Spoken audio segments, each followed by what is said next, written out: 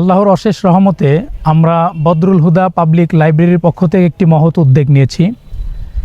মানুষের মাঝে জ্ঞান চর্চা এবং আলোকিত সমাজ গঠনের লক্ষ্যে বদরুল হুদা পাবলিক লাইব্রেরির পক্ষ থেকে জ্ঞান এবং তথ্য সমৃদ্ধ 10,000 কপি লিফলেট আমরা তৈরি করছি, যা মানুষকে জ্ঞান অর্জনে উদ্বুদ্ধ করবে, জ্ঞান অর্জনে আগ্রহী করে তুলবে।